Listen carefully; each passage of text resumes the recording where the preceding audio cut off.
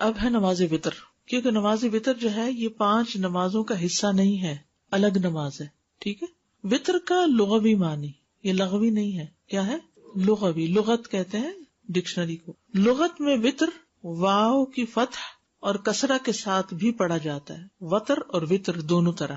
اور یہ طاق گنتی پر بولا جاتا ہے، آڈ نمبر پہ، جیسا کہ 1، 3 اور 5. وتر کا اصطلاحی معنی یہ ایک ایسی نماز ہے جو نماز عشاء اور طلوع فجر کے درمیان ادا کی جاتی ہے. اس کا وقت کب سے کب تک ہے؟ عشاء کے بعد سے طلوع فجر تک. عشاء کا وقت تو آدھی رات تک ہے نا، لیکن وتر بعد میں بھی پڑھے جا سکتے ہیں. اس کا یہ نام اس لیے رکھا گیا کیونکہ اس کو طاق طریقے سے ادا کیا جاتا ہے، یعنی 1 رکعت یا 3 رکعت یا اس سے بھی زیادہ. اللہ تعالیٰ کی صفت وتر ہے. وَإِنَّ اللَّهَ وِتْرٌ يُحِبُّ الْوِتْرَ، بے شک اللہ وتر ہے اور وتر کو پسند کرتا ہے، یعنی ایک ہے. یہاں وتر ایک کے معنوں میں استعمال ہو رہا ہے. وتر کی نماز سنت مؤکدہ ہے، مومن کو اس کی حفاظت کرنی چاہیے. جو کسی دن وتر پڑھے اور کسی دن اسے چھوڑ دے، یعنی کبھی ونس ان اے وائل اگر چھٹ بھی جائے تو اس کا مواخذہ نہیں. جیسے سنت مؤکدہ کبھی انسان سے چھٹ جائے تو اس کا مواخذہ نہیں. سنت مؤکدہ کا مطلب یہ ہے کہ اس کی بہت تاکید کی گئی ہے. وتر کی نماز سنت مؤکدہ ہے، اس کا چھوڑنے والا گناہگار نہیں ہوتا، لیکن اس کا چھوڑنا ناپسندیدہ ہے. لیکن یکرہ ترکھا، مکروہ ہے اس کا چھوڑنا. وتر فرض نہیں، ٹھیک ہے نا، وتر فرض نہیں. وتر سنت رسول صلی اللہ علیہ وسلم ہے. حضرت علی کہتے ہیں وتر تمہاری فرض نماز کی طرح لازمی نہیں ہے، بلکہ رسول اللہ صلی اللہ علیہ وسلم نے اسے سنت قرار دیا اور فرمایا کہ بے شک اللہ وتر ہے اور وتر کو پسند کرتا ہے. اے اہل قرآن تم وتر پڑھا کرو، تاکید کی گئی ہے. تو وتر کی اہمیت اور فضیلت ہر مسلمان پر حق ہے. ابو ایوب انصاری رضی اللہ عنہ سے مروی ہے، کہتے ہیں کہ رسول اللہ صلی اللہ علیہ وسلم نے فرمایا وتر پڑھنا ہر مسلمان پر حق ہے. وتر پڑھنا ہر مسلمان پر حق ہے. وتر ایک زائد نماز ہے، ایکسٹرا ہے. عبداللہ بن عمر رضی اللہ عنہ سے مروی ہے، کہتے ہیں کہ رسول اللہ صلی اللہ علیہ وسلم نے فرمایا بے شک اللہ نے میری امت پر انگور وغیرہ کی شراب اور جوا اور مکئی کی شراب اور طبلے اور باجے کو حرام قرار دیا ہے اور میرے لیے نماز وتر کا اضافہ کر دیا ہے. یعنی آپ کی امت کے لیے یہ نماز ایکسٹرا رکھی گئی ہے. آپ کے لیے ہے تو پھر آپ کی امت کے لیے بھی. وتر پڑھنے کی ترغیب، وہی روایت حضرت علی کی کہ اے اہل قرآن وتر پڑھا کرو، بے شک اللہ وتر ہے اور وتر کو پسند کرتا ہے. سرخ اونٹوں سے بہتر نماز. خارجہ بن حذافہ ادبی سے روایت ہے، وہ کہتے ہیں کہ رسول اللہ صلی اللہ علیہ وسلم ہمارے پاس تشریف لائے اور فرمایا بے شک اللہ نے ایک مزید نماز کے ساتھ تمہاری مدد فرما دی ہے، البتہ وہ تمہارے لیے سرخ اونٹوں سے بہتر ہے اور وہ وتر ہے. یہ رات کی آخری نماز ہے. جیسے دن کی نماز مغرب کے ساتھ وتر کی جاتی ہے، ایسے ہی رات کی نماز وتر نماز کے ساتھ وتر کی جاتی. عبداللہ رضی اللہ عنہ سے روایت ہے، نبی صلی اللہ علیہ وسلم نے فرمایا لوگوں اپنی رات کی آخری نماز وتر کو بناؤ. ٹھیک ہے. ابن عمر سے مروی ہے، کہتے ہیں کہ جو شخص رات کو نفل نماز پڑھے تو وہ اپنی آخری نماز وتر کو بنائے، کیونکہ رسول اللہ صلی اللہ علیہ وسلم اس کا حکم دیتے تھے. المغرب وتر النہار فاوتروا صلاۃ اللیل. نبی صلی اللہ علیہ وسلم نے فرمایا مغرب کی نماز دن کا وتر ہے تو رات کی نماز کو بھی وتر بناؤ. اسی طرح رات کے نوافل ہیں تو دن کے بھی نوافل ہیں. نبی صلی اللہ علیہ وسلم کا وتر پڑھنے کی وصیت کرنا. ابو ہریرہ رضی اللہ عنہ سے روایت ہے، وہ کہتے ہیں کہ مجھے میرے دلی دوست نبی صلی اللہ علیہ وسلم نے 3 چیزوں کی وصیت کی ہے کہ موت سے پہلے ان کو نہ چھوڑوں. ہر مہینے میں 3 دن روزے رکھنا، چاشت کی نماز پڑھنا اور وتر پڑھ کر سونا. چاشت کی نماز پڑھنا اور وتر پڑھ کر سونا. گھر والوں کو وتر کے لیے جگانا. عائشہ رضی اللہ عنہا سے روایت ہے، کہتی ہیں کہ نبی صلی اللہ علیہ وسلم تہجد کی نماز پڑھتے رہتے جبکہ میں آپ کے بستر پر لیٹی سوئی رہتی. جب آپ وتر پڑھنے کا ارادہ کرتے تو مجھے بیدار کر دیتے تو میں بھی وتر پڑھ لیتی. وتر چھوڑنے کی مذمت. امام احمد کہتے ہیں جو شخص وتر چھوڑ دے وہ برا انسان ہے، اس کی گواہی قبول نہیں کی جانی چاہیے. وتر کا وقت عشاء کے بعد سے طلوع فجر تک. عشاء کے بعد سے طلوع فجر تک. تمام فقہا کا اس بات پر اتفاق ہے کہ وتر کا وقت نماز عشاء کے بعد سے لے کر طلوع فجر تک ہے، اور اس پر بھی اتفاق ہے کہ اس کا سب سے افضل وقت سحری کا وقت ہے، فجر سے پہلے سحری کے وقت. نبی صلی اللہ علیہ وسلم نے فرمایا بے شک اللہ نے تمہیں مزید ایک نماز عطا کی ہے جو کہ وتر ہے، اسے عشاء اور نماز فجر کے درمیانی وقفے میں پڑھ لیا کرو. ٹھیک ہے. اول رات، درمیان رات یا آخر رات میں پڑھنا. مسروق سے مروی ہے، کہتے ہیں کہ میں نے عائشہ رضی اللہ تعالیٰ عنہا سے دریافت کیا کہ رسول اللہ صلی اللہ علیہ وسلم کس وقت وتر پڑھا کرتے تھے. انہوں نے کہا آپ صلی اللہ علیہ وسلم نے سبھی اوقات میں وتر پڑھے، رات کے شروع میں اس کے درمیان میں اور اس کے آخر میں بھی. لیکن آخری زندگی میں آپ صلی اللہ علیہ وسلم کے وطر سحری کے وقت ہونے لگے تھے. اسی سے پھر سحری کا وقت جو ہے وہ زیادہ افضل ہے فجر سے پہلے. ابو سعید سے روایت ہے کہ نبی صلی اللہ علیہ وسلم نے فرمایا تم صبح کرنے سے پہلے پہلے وطر پڑھ لیا کرو. ابن عمر سے روایت ہے کہ نبی صلی اللہ علیہ وسلم نے فرمایا جب فجر طلوع ہو جائے تو تہجد اور وطر کا سارا وقت ختم ہو جاتا ہے اور لہٰذا فجر کے طلوع ہونے سے پہلے وطر پڑھ لیا کرو. یہ اس کا اصل وقت ہے، یعنی فجر طلوع ہونے سے پہلے. فجر طلوع ہونے کے بعد کیا شروع ہو جاتا ہے؟ فجر. وطر کا افضل وقت. جابر رضی اللہ عنہ سے روایت ہے، انہوں نے کہا میں نے نبی صلی اللہ علیہ وسلم سے سنا، آپ فرما رہے تھے تم میں سے جسے یہ خدشہ ہو کہ وہ رات کے آخر میں نہیں اٹھ سکے گا تو وہ وطر پڑھ لے پھر سو جائے، اور جسے رات کو اٹھ جانے کا یقین ہو وہ رات کے آخر میں وطر پڑھے، کیونکہ رات کے آخری حصے میں قرات کے وقت حاضری دی جاتی ہے اور یہ افضل ہے. ابو قتادہ سے مروی ہے کہ نبی صلی اللہ علیہ وسلم نے ابو بکر رضی اللہ عنہ سے پوچھا تم وطر کس وقت پڑھتے ہو؟ انہوں نے کہا میں وطر رات کے اول حصے میں پڑھتا ہوں. اور عمر رضی اللہ عنہ سے پوچھا کہ تم وطر کس وقت پڑھتے ہو؟ انہوں نے کہا کہ میں رات کے آخری حصے میں پڑھتا ہوں. ٹھیک ہے، ابو بکر کب پڑھتے تھے؟ اول حصے میں، اور عمر آخری حصے میں. آپ نے ابو بکر کے متعلق فرمایا اس نے احتیاط کو اختیار کیا ہے کہ کہیں قضا نہ ہو جائے، پڑھ کے سو. اور عمر رضی اللہ عنہ کے بارے میں فرمایا اس نے عزم اور قوت کو اختیار کیا، عزیمت کی راہ. انہوں نے رخصت کی، انہوں نے عزیمت کی. جسے رات سوئے رہنے کا خدشہ ہو وہ سونے سے پہلے وطر پڑھ لے. یہ سب سوال آپ لوگ کرتے رہتے ہیں کہ وطر کب پڑھیں، اگر نیند آ گئی تو پھر کیا ہوگا، تو پھر پہلے پڑھ لیں. ہر شخص کو اپنا زیادہ پتا ہوتا ہے نا. ابو درداء بیان کرتے ہیں میرے خلیل نے مجھے 3 باتوں کی وصیت فرمائی تھی، میں انہیں کسی صورت نہیں چھوڑتا. مجھے وصیت فرمائی کہ ہر مہینے 3 دن کے روزے رکھوں، وطر پڑھ کر سویا کروں اور دہا کے نفل پڑھوں سفر اور حضر میں. آج ہی مجھے کسی نے میسج کیا کہ میں حرم میں بیٹھی ہوں، کیا یہاں سنت پڑھے؟ کیا کہیں گے آپ؟ جی ہاں، کیونکہ وہاں تو گئی عبادت کے لیے، اور وہاں یعنی کہ سفر اور وہ نہیں کنسیڈر کریں گے، بلکہ والرکع السجود، کثرت سے رکوع اور سجدے وہاں کریں گے. طہر بیتی للطائفین والعاکفین والرکع السجود. تو وہ سجود صرف فرض نماز تھوڑی امام کے پیچھے، اسے تو جتنی نماز آپ پڑھ سکتے، کیونکہ وہاں ایک نماز پڑھنے کا کتنا زیادہ اجر ہے. تو جس کو فکر ہو کہ اٹھ نہیں پاؤں گا وہ پڑھ کے سوئے. وطر پڑھ کر سونے والا عقل مند ہے.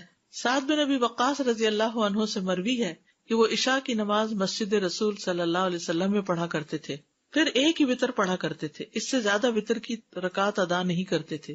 تو ان سے کہا جاتا ابو اسحاق آپ نماز وطر کی ایک ہی رکعت پڑھتے ہیں، زیادہ نہیں پڑھتے، کیا وجہ ہے؟ وہ کہتے جی ہاں، میں نے رسول اللہ صلی اللہ علیہ وسلم کو فرماتے ہوئے سنا عقل مند وہ ہے جو سونے سے پہلے وطر ادا کر لیتا ہے. وطر کا آخری وقت، ابن عباس کہتے ہیں وطر کا آخری وقت فجر کے طلوع ہونے سے پہلے رات کا آخری وقت ہے اور فجر کی اذان کے شروع ہوتے ہی ختم ہو جاتا ہے. جب مؤذن اپنی اذان میں صبح کے وقت کو خوب تلاش کر رہا ہوتا ہے اس وقت وطر کا وقت ختم ہو جاتا ہے. لیکن جب اذان دینے والا اذان کہہ دے اور ایک مسلمان اپنی آخری رکعت میں ہو تو وہ اسے مکمل کرے گا. یعنی آپ نے 3 وطر شروع کر دیے، اتنے میں ادھر آپ نے اللہ اکبر کی، ادھر کیا ہوا، اذان شروع ہو گئی. اب آپ کیا کریں گے؟ وطر پورے کریں گے. تو کہتے ہیں کہ جب مسلمان اپنی آخری رکعت میں ہو تو اسے مکمل کرے گا، کیونکہ صرف اذان سننے سے طلوع فجر کا یقین نہیں کیا جا سکتا، اور اس میں کوئی حرج بھی نہیں ہے کہ اس وقت نماز پوری کر لی جائے. کیونکہ اس زمانے میں 2 اذانیں ہوتی تھی نا، ایک پہلی اور ایک دوسری. تو دوسری جو اذان ہوتی ہے وہ فجر کی ہوتی ہے. اب بھی آپ دیکھیں مکہ میں 1 گھنٹہ پہلے وہ نفل کے لیے اٹھاتے ہیں. وطر کی رکعات جہاں تک کم سے کم وطر کا تعلق ہے تو وہ 1 رکعت ہے، اور جہاں تک اس کی زیادہ سے زیادہ تعداد کا تعلق ہے تو وہ 11 رکعت ہے، میکسیمم 11 ہے. ایک قول یہ ہے کہ اس کی تعداد 13 رکعت بھی، لیکن زیادہ مناسب یہ ہے کہ اس کی تعداد 11 رکعت ہو. اگر کبھی 13 بھی پڑھ لی جائے تو کوئی حرج نہیں، ہم تو 3 سے اوپر نہیں جاتے. نبی صلی اللہ علیہ وسلم کا 7 سے کم اور 13 سے زیادہ وطر نہ بنانا. عبداللہ بن ابی قیس کہتے ہیں کہ میں نے عائشہ رضی اللہ عنہا سے پوچھا کہ رسول اللہ صلی اللہ علیہ وسلم کتنی رکعتوں پر وطر بناتے تھے؟ انہوں نے فرمایا 4 اور 3 پر یعنی 7، 6 اور 3 پر یعنی 9، 8 اور 3 پر یعنی 11، 10 اور 3 پر یعنی 13. لیکن 13 رکعتوں سے زیادہ اور 7 سے کم پر وطر نہیں بناتے تھے، اور فجر سے پہلے کی 2 رکعتیں نہیں چھوڑتے تھے. یعنی 4 کس طرح 2 کر کے پڑھی، اور پھر 3 ایٹ اے اسٹریچ، 6 اور 3، 8 اور 3. نہیں، وہ ایک وطر بناتے تھے نا، اس پر ایک آخری کے ایک ہوتا ہے نا وطر. تو جی 10، 2 2 2 2 2 اور پھر ایک آخری. اور فجر سے پہلے کی 2 رکعتیں نہیں چھوڑتے تھے. ٹھیک ہے، جو جتنی تعداد میں چاہے وطر پڑھ لے، ابو ایوب انصاری سے مروی، وہ کہتے ہیں کہ رسول اللہ صلی اللہ علیہ وسلم نے فرمایا وطر پڑھنا ہر مسلمان پر حق ہے، بس جو 5 وطر پڑھنا چاہے تو 5 پڑھ لے، جو 3 پڑھنا چاہے تو 3 پڑھ لے، جو 1 پڑھنا چاہے وہ 1 پڑھ لے۔ میجورٹی 3 ہی پڑھتی ہے، لیکن کبھی سفر ہوتا ہے، کبھی بیماری ہوتی ہے تو کوئی حرج نہیں، یعنی رخصت تو موجود ہے نا۔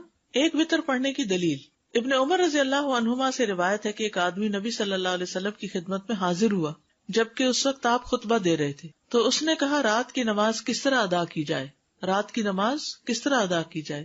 آپ نے فرمایا 2 رکعت، پھر جب تمہیں صبح کا اندیشہ ہو تو 1 رکعت وطر پڑھ لو، وہ تمہاری پڑھی ہوئی سابقہ نماز کو طاق عدد میں تبدیل کر دے گی۔ اصل میں ہم نوافل تو پڑھتے نہیں، بس 1 وطر کی فکر ہے، تو اگر نوافل پڑھنے ہو ساتھ تو 2 کر کے وہ پڑھ کے پھر 1 الگ پڑھ لیں، یا پھر آخری 2 اور 3 اکٹھی کر لیں۔ 3 وطروں کی دلیل، ابن عباس سے مروی کہ نبی صلی اللہ علیہ وسلم 3 وطر پڑھتے تھے۔ پھر وہی بات ہے نا کہ کبھی 3 کبھی اس سے زیادہ، اور مختلف طریقے سے بھی، ابھی آگے دیکھیں گے آپ۔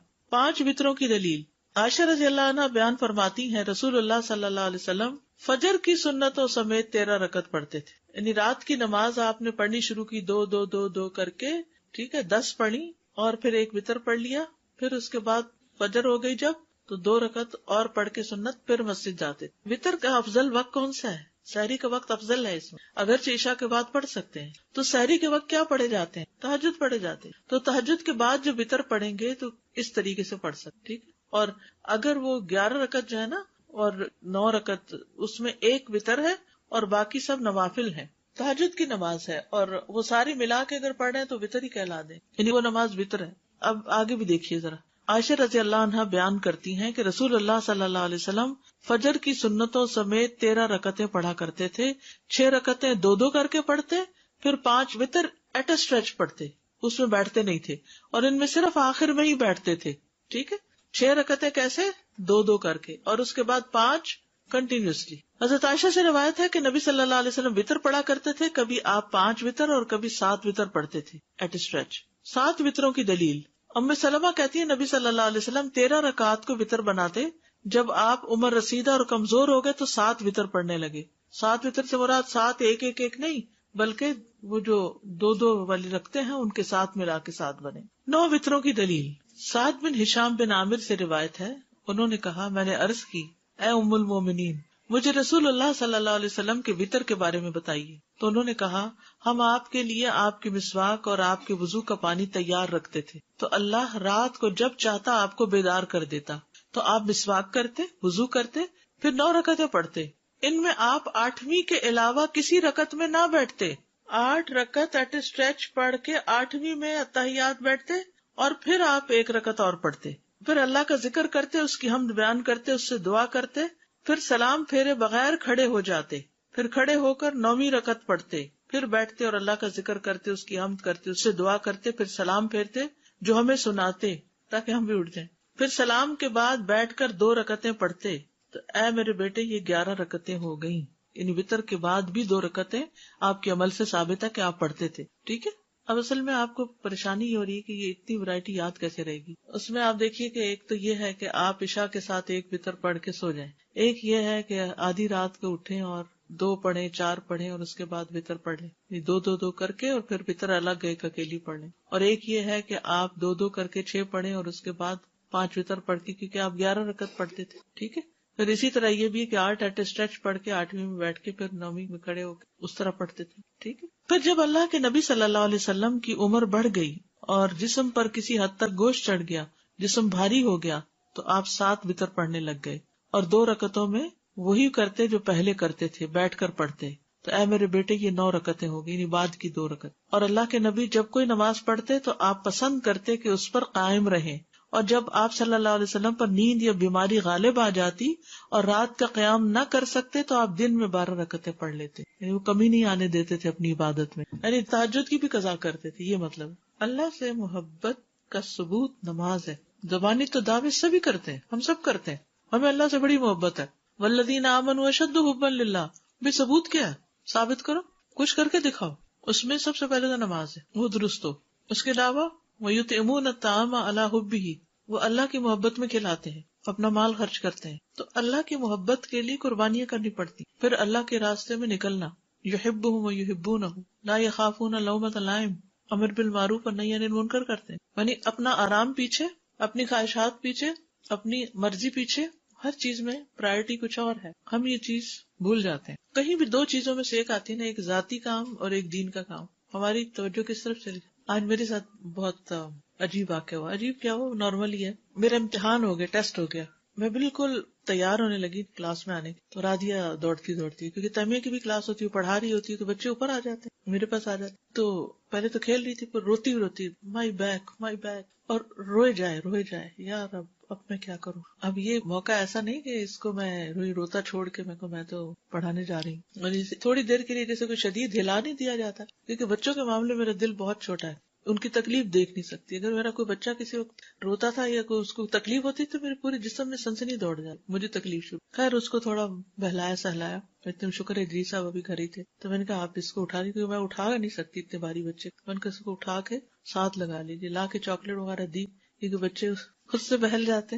شکر ہے اس نے خاموشی اختیار کی. پھر وہ لے گئے اس کو اور میں وقت پہ پہنچ گئی. اور یہ ایک دفعہ نہیں، پڑھاتے ہوئے اتنے عرصہ اللہ کے فضل سے ہو گیا ہے، کئی دفعہ ایسے واقعات پیش آئے. آپ کلاس کے لیے نکل گئے، جیسے مہمان آ گئے، ان کو تو میں کہتی چلے آپ بھی ساتھ چلے، وہیں بیٹھتے پھر آ جائیں گے، پھر آپ کے ساتھ بیٹھیں گے. پہلے ابھی سب ویٹ کر رہے ہیں، ہم سب چلتے ہیں، آپ بھی چلیں. تو یہ ہمارے وقتاً فوقتاً ٹیسٹ ہوتے ہیں. اب ایک طرف یہ ذمہ داری ادا کرنی، یہ ایک ذمہ داری ہے نا، وقت پہ پہنچنا. اتنے سارے لوگوں کا وقت ہے، سب گھر چھوڑ کے آئے ہیں، بیٹھے ہیں، آپ کو اپنے وقت پر پہنچنا چاہیے. اور بعض اوقات انسان کی کوئی غفلت یا سستی نہیں ہوتی، کوئی ایسی مجبوری ہو جاتی ہے کہ انسان کے لیے فیصلہ مشکل ہو جاتا ہے، تو اس وقت پھر اس سے نکلنا وہ اللہ ہی کے فضل سے ہوتا ہے. انسان فوراً دعا مانگنا شروع کر دے. میں نے پہلے ہی اللہ پہ دعا شروع کر دی دل میں، یا اللہ اب اس میں آپ نے مجھے میرا فرض ادا کرنے کے قابل بنانا ہے، آپ اس مشکل کو آسان کر دے. اللہ سے مدد مانگے، وَاسْتَعِینُوا بِالصَّبْرِ وَالصَّلَاةِ، فوراً دعا کیا کرے کہ یا اللہ میری ایک کمٹمنٹ ہے تیرے ساتھ، میں اس کو نہیں چھوڑ سکتی.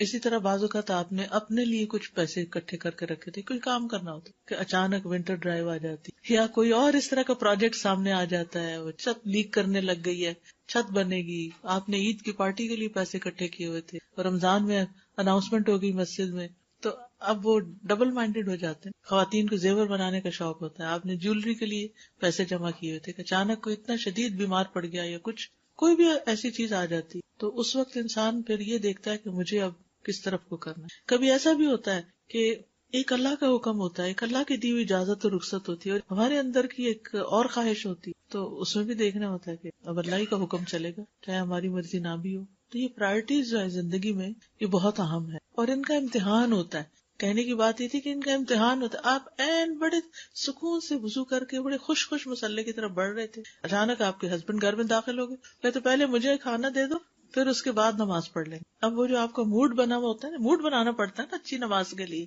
اچھا سا وضو کر کے، اچھا سے اپنے آپ کو ٹھیک کر کے، جیسے تیار ہو کے آپ بڑھ رہے ہیں ایک کام اور آگے بیچ میں ایک اور، تو اس وقت دل تو نہیں وہ چاہتا کہ انسان اب اپنی پسند کا کام چھوڑ کے کوئی اور کرے، لیکن کرنا تو وہی ہوتا ہے کہ پھر وہ جس سے نماز کا سکون برقرار رہے. کیونکہ اگر آپ نے کھانا دیے بغیر نماز شروع کر دی تو نماز کا سکون لٹ جائے گا. نماز وتر کی ادائیگی کا طریقہ. ایک وتر کی ادائیگی کا طریقہ.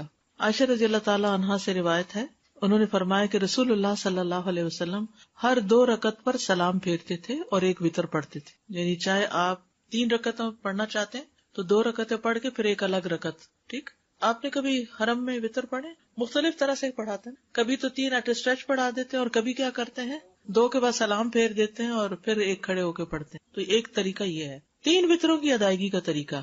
نماز وتر کو مغرب کی طرح 2 تشہد کے ساتھ نہیں پڑھا جائے گا. یعنی اگر 3 وتر پڑھنے ہو تو 1 تشہد اور 1 سلام، یا پھر 2 تشہد اور 2 سلام کے ساتھ پڑھے جائیں گے. مغرب کی طرح نہیں ہونے چاہیے وتر. مغرب میں کیا ہوتا ہے 2 رکعت کے بعد آپ تشہد پڑھتے ہیں، پھر 1 رکعت کھڑے ہو کر پھر آپ نماز پڑھیں. وتر میں یہ نہیں ہوگا. وتر میں کیا ہوگا، 3 رکعتیں کٹھی پڑھ کے آخر میں بیٹھیں گے، ایک طریقہ. دوسرا 2 پڑھ کے سلام پھیر کے پھر ایک اور الگ پڑھیں گے. ابن عمر سے مروی ہے، انہوں نے کہا رسول اللہ صلی اللہ علیہ وسلم وتر اور 2 رکعتوں کے درمیان سلام کے ذریعے فصل فرماتے تھے اور ہمیں سلام کی آواز سنواتے تھے. ٹھیک ہے، اونچی آواز سے سلام کرتے. حضرت عائشہ سے مرفوعاً مروی ہے کہ آپ صلی اللہ علیہ وسلم 1 رکعت وتر پڑھتے اور 2 رکعتوں کے بعد آخری رکعت ادا کرنے سے پہلے باتیں بھی کر لیتے. یعنی جب سلام ہو گیا تو پھر اس کے بعد آپ بات بھی کر سکتے. اس سے یہ پتہ چلتا ہے کہ چاہے 3 وتر کی نیت سے آپ پڑھ رہے ہیں 2 رکعت، تب بھی اس 2 رکعتوں کے بعد کوئی بات چیت کرنی پڑے تو کر سکتے ہیں۔ 3 رکعتیں 1 2 3 بغیر تشہد کے 3 رکعتیں پڑھ کے تیسری میں پھر اتحیات اینڈ تک پڑھنا، ایک طریقہ یہ ہے۔ دوسرا کیا ہے، 2 رکعتیں پڑھ کے سلام پھیر کے پھر ایک اور رکعت پڑھ کے اس کو وتر بنانا۔ حضرت ابو ہریرہ سے روایت ہے کہ رسول اللہ صلی اللہ علیہ وسلم نے فرمایا 3 وتر نہ پڑھا کرو، 5 اور 7 وتر پڑھا کرو، اور مغرب کی نماز سے مشابہت نہ کرو، ٹھیک ہے؟ یعنی 3 کی بجائے 5 اور 7 وتر، اس کے مطلب 3 منع ہے، 3 مغرب کے ساتھ مشابہت منع ہے بس۔ 5 اور 7 وتروں کی ادائیگی کا طریقہ، حضرت عائشہ سے مروی ہے کہ رسول اللہ صلی اللہ علیہ وسلم وتر کی 5 رکعتیں ادا کرتے اور ان کے درمیان بیٹھتے نہیں تھے، یہاں تک کہ 5ویں رکعت پہ بیٹھتے اور سلام پھیرتے۔ ایک یہ طریقہ ہے، اگر آپ 5 وتر پڑھ رہے ہیں تو 5ویں رکعت پہ، یہ جو اوپر والی حدیث میں ہے نا 3 نہ پڑھو، بلکہ اگر زیادہ رکعتیں پڑھنی ہے تو پڑھتے جاؤ آخری پہ جا کے تحیات پڑھو۔ ام سلمہ سے روایت ہے، انہوں نے فرمایا کہ رسول اللہ صلی اللہ علیہ وسلم 7 یا 5 رکعت وتر پڑھتے تھے اور ان کے درمیان سلام یا کلام کے ساتھ تفریق نہیں کرتے تھے۔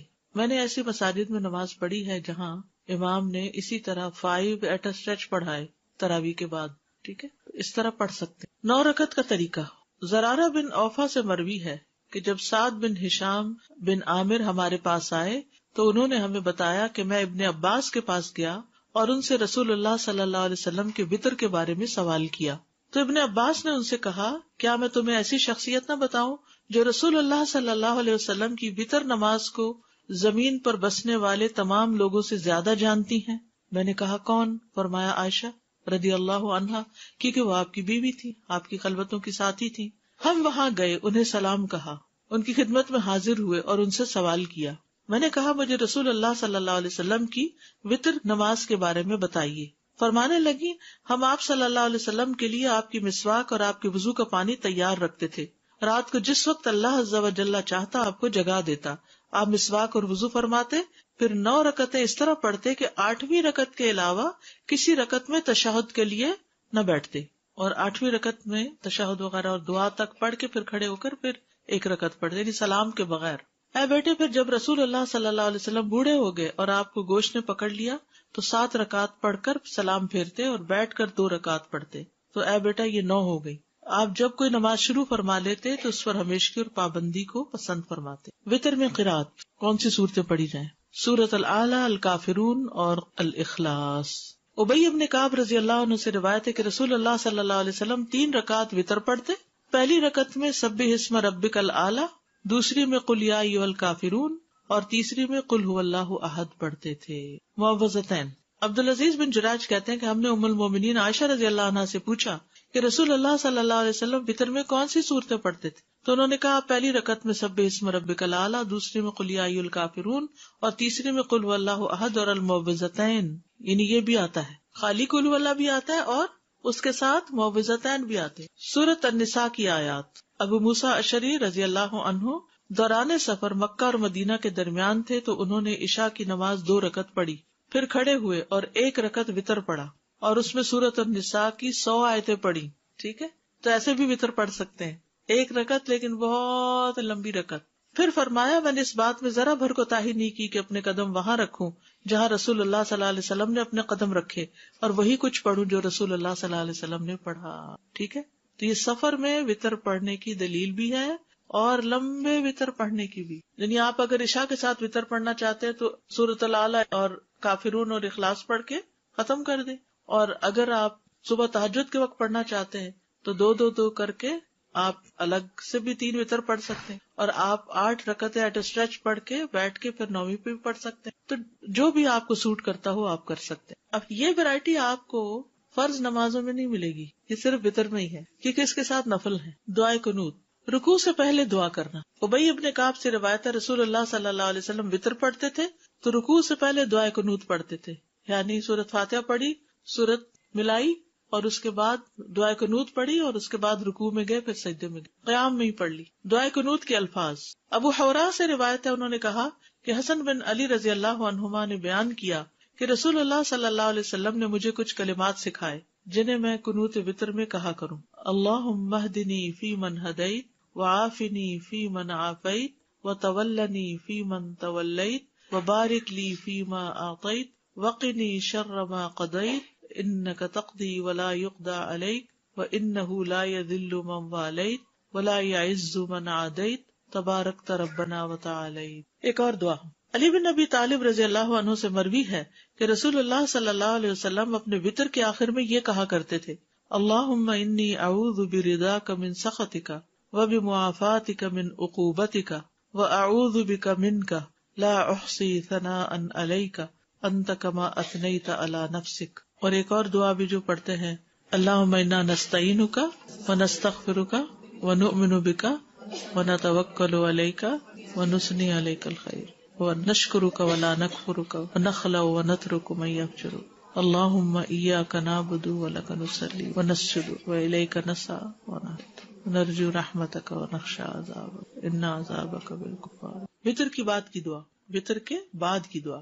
ابی ابن کعب سے روایت ہے کہ رسول اللہ صلی اللہ علیہ وسلم 3 رکعت وتر پڑھتے، پھر جب فارغ ہوتے تو فراغت کے وقت 3 دفعہ سبحان الملک القدوس، پاک ہے بادشاہ نہایت مقدس، یعنی اللہ تعالیٰ کی تعریف بیان کرتے، یہ پڑھتے. آخری مرتبہ لمبا کر کے پڑھتے سبحان الملک القدوس سبحان الملک القدوس سبحان الملک القدوس، ایسے لمبا کر کے. جیسے عام نماز کے بعد ہم کیا پڑھتے سلام پھیر کے اللہ اکبر استغفر اللہ استغفر اللہ استغفر اللہم انت السلام. تو وتر کے بعد کیا پڑھتے سبحان الملک القدوس.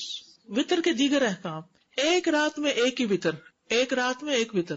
قیس بن تلق سے مروی ہے، کہتے ہیں کہ تلق بن علی رضی اللہ عنہ رمضان میں ایک دن ہمارے پاس تشریف لائے اور ہمارے یہاں شام کی اور افطار کیا، پھر ہمیں اس رات نماز پڑھائی اور ہمیں وتر بھی پڑھائے. پھر اپنی مسجد کی طرف چلے گئے اور وہاں اپنے ساتھیوں کو نماز پڑھائی، اور جب وتر باقی رہے تو ایک شخص کو آگے کر دیا اور کہا اپنے ساتھیوں کو وتر پڑھاؤ، بے شک میں نے رسول اللہ صلی اللہ علیہ وسلم سے سنا ہے آپ فرماتے تھے ایک رات میں 2 وتر نہیں. ٹھیک ہے، ایک رات میں 2 دفعہ وتر نہیں. کیونکہ بعض اوقات لوگ سوال کرتے ہیں کہ اگر ہم وتر پڑھ کے سو گئے، اٹھے اور کچھ نفل پڑھنا چاہے تو کیا پڑھ سکتے ہیں؟ بالکل پڑھ سکتے. پھر اگلا سوال یہ پوچھتے ہیں کہ اس کے بعد پھر دوبارہ وتر پڑھیں گے؟ نہیں، دوبارہ وتر نہیں پڑھیں گے. ٹھیک ہے. جب رات کے پہلے حصے میں وتر پڑھ لیا جائے تو آخری حصے میں قیام کا طریقہ، سنت یہ ہے کہ جو رات کے اول حصے میں وتر پڑھ لے اور آخری رات میں قیام کرے، اسے چاہیے کہ اس کے لیے جتنا آسان ہو وہ وتر کے بغیر 2 رکعت کر کے پڑھتا جائے.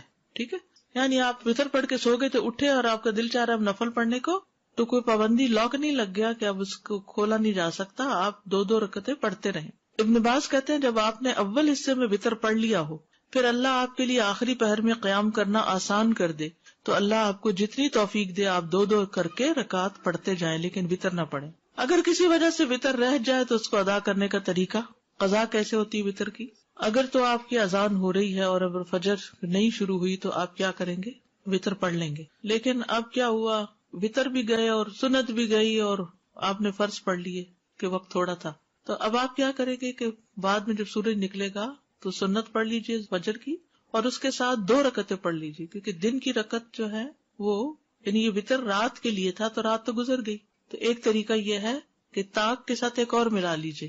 یہاں دیکھیے حضرت عائشہ سے روایت ہے کہ جب رسول اللہ صلی اللہ علیہ وسلم کی رات کی نماز بیماری یا کسی اور وجہ سے رہ جاتی ہو تو دن میں 12 رکعتیں پڑھتے، 13 یا 11 یا 9 نہیں پڑھتے تھے. سمجھ گئے؟